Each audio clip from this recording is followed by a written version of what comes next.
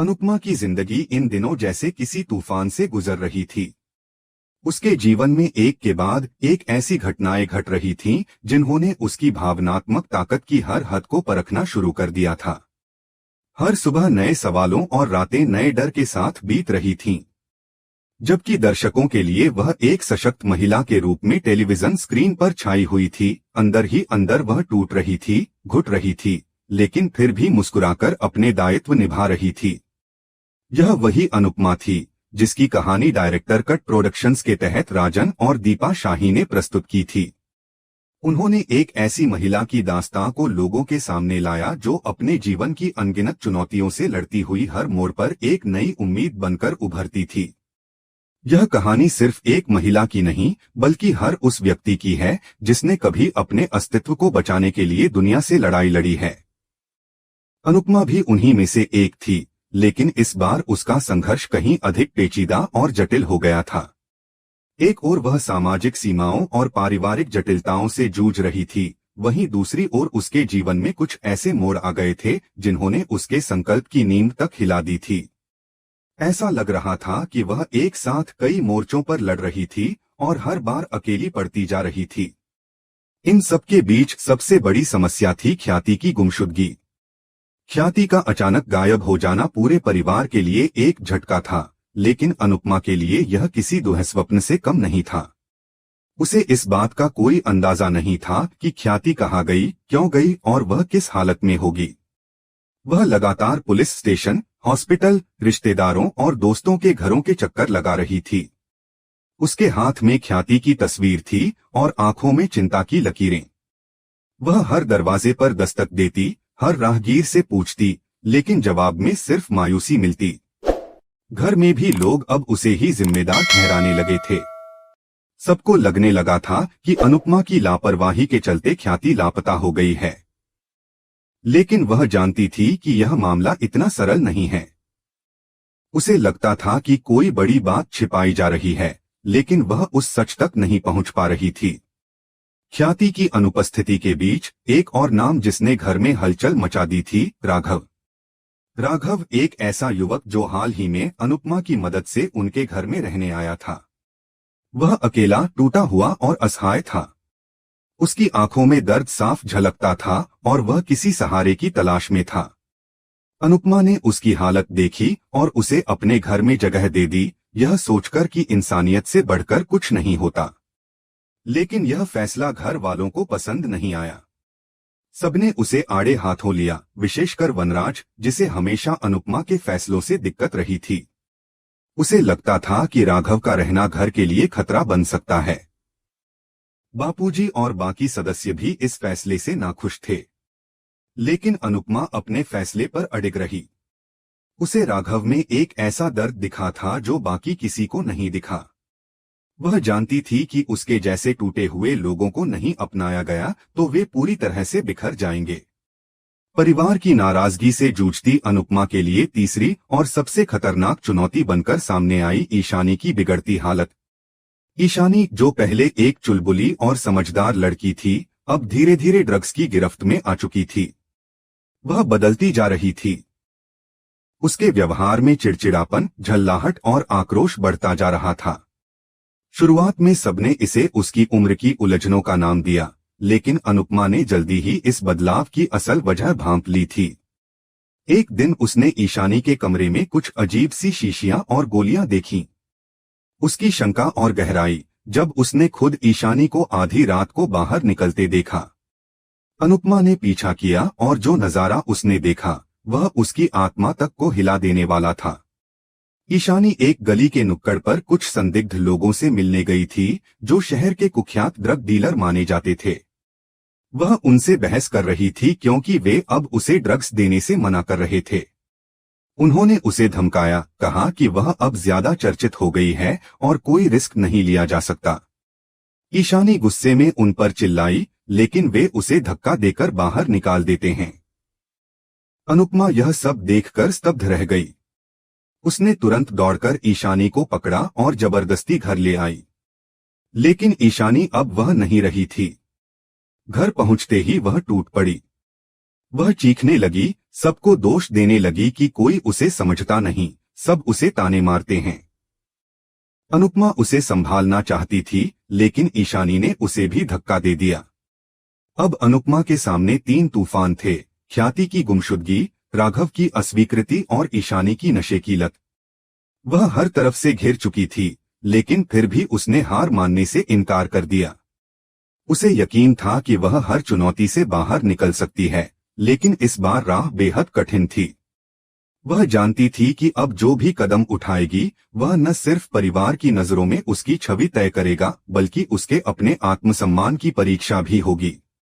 उसका संघर्ष अभी शुरू हुआ था, ऐसा संघर्ष जिसमें उसे अपनों के बीच खुद को साबित करना था, अजनबियों के लिए लड़ना था और अपने जज्बातों को थामकर एक माँ, एक इंसान और एक स्त्री के रूप में अपनी पहचान को दोबारा गढ़ना था। रात का सन्नाटा शहर पर पूरी तरह से छा चुका था, लेकिन अनुपमा की बेचैनी उसे एक पल को भी चैन नहीं लेने दे रही थी। ईशानी की हरकतें पिछले कुछ दिनों से लगातार उसे परेशान कर रही थीं। उसकी आंखों में खालीपन, हाथों में कांपती उंगलियां और अचानक गुस्से का फूट पड़ना, ये सब संकेत थे कि वह अंदर से बुरी तरह टूट चुकी है और अब किसी गलत दिशा की ओर जा रही है। अनुपमा को इस बात का अंदेशा पहले से था, लेकिन आज का दिन उन सारे डरावने ख्यालों को हकीकत में बदलने वाला था। ईशानी ने फिर से चुपचाप घर से निकलने की कोशिश की, लेकिन इस बार अनुपमा ने बिना कोई शोर किए उसका पीछा करने का फैसला किया। ईशानी की चाल में घबराहट थी, जैसे कोई बहुत जरूरी काम हो जिसे वह किसी भी हालत में पूरा करना चाहती हो। उसने अपना चेहरा ढक रखा था और सीधा एक सुनसान गली की ओर बढ़ रही थी, जहां शहर के जाने पहचाने ड्रग डीलर अक्सर देखे जाते थे। अनुपमा थोड़ी दूर से उसका पीछा कर रही थी, उसका दिल जोर जोर से धड़क रहा था, लेकिन उसकी आंखें हर पल चौकस थीं। वह जानती थी कि यह रास्ता ईशानी को तबाही की ओर ले जा रहा है, और अगर आज भी उसने उसे नहीं रोका, तो कल शायद बहुत देर हो जाएगी। गली के छोर पर कुछ लोग खड़े थे, लंबे बाल, चेहरे पर नकाब और हाथों में मोबाइल फोन और कुछ संदिग्ध पैकेट्स। जैसे ही ईशानी उनके पास पहुंची, उसका व्यवहार एकदम बदल गया। वह उनकी ओर तेजी से बढ़ी और कुछ कहने लगी। अनुपमा दूर खड़ी यह सब देख रही थी। ईशानी उन आदमियों से गिड़गिड़ा रही थी, कह रही थी कि उसे बहुत जरूरत है, वह बिना ड्रग्स के नहीं रह पा रही, उसका शरीर जवाब दे रहा है। लेकिन ड्रग डीलर अब चुप नहीं रहे।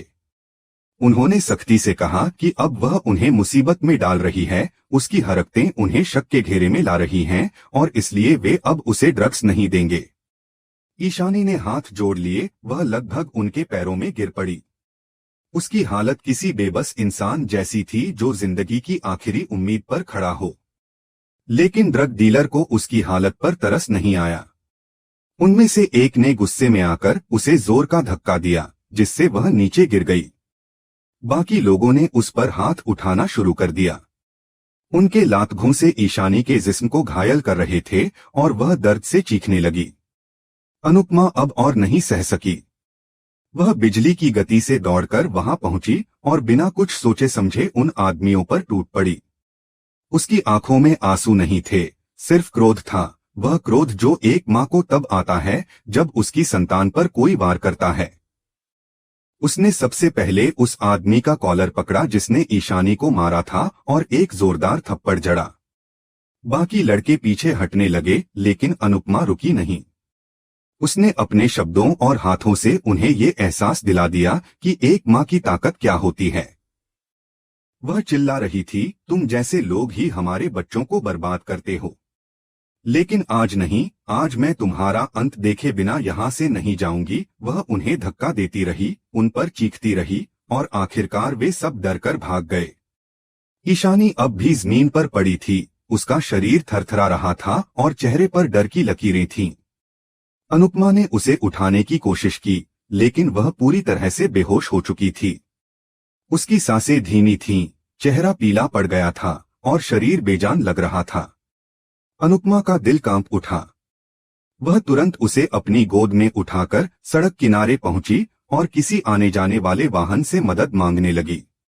जैसे तैसे एक ऑटो रुका और वह ईशानी को अस्पताल ले गई।